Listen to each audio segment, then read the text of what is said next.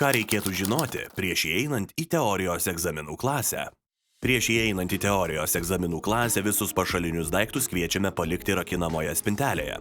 Kitaip tariant, egzaminų klasėje su savimi draudžiama turėti laikrodžius, pinigines, apyrankes, pakabukus ar kitus didesnius papuošalus, taip pat fotoaparatus, telefonus ar kitas ryšio priemonės. Kalbant apie aprangą, klasėje negalėsite dėvėti lauko drabužių, tokių kaip striukės, paltai, šalikai, skarelės, kepurės ar kiti galvos apdangalai, jeigu tam nėra pagrįsto pagrindo dėl estetinių, medicininių ar religinių priežasčių.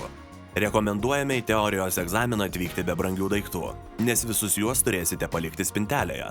Įėjus į teorijos klasę paprašysime pateikti asmens tapatybės dokumentą ir leisti būti patikrintiems prevencijai skirtomis priemonėmis, pavyzdžiui, detektoriais. Darbuotojas gali paprašyti parodyti drabužiuose, ar po jais neturite paslėptų draudžiamų daiktų. Jei nešiojate akinius, taip pat galime paprašyti juos apžiūrėti. Tai reikalinga tam, kad įsitikintumėme, kad esate pasiruošę sąžiningai laikyti egzaminą. Nesutikus būti patikrintiems prevencijai skirtomis priemonėmis ar atsisakius palikti draudžiamus daiktus spintelėje, laikyti egzamino nebus leidžiama. Nustačius, kad bandoma egzaminą laikyti turint paslėptas mobiliojo ryšio ar kitas informacijos perdavimo priemonės, bus iškviesta policija. Policija taip pat bus kviečiama ir tais atvejais, jei į teorijos egzaminą atvyks kitas asmuo nei nurodyta prašyme.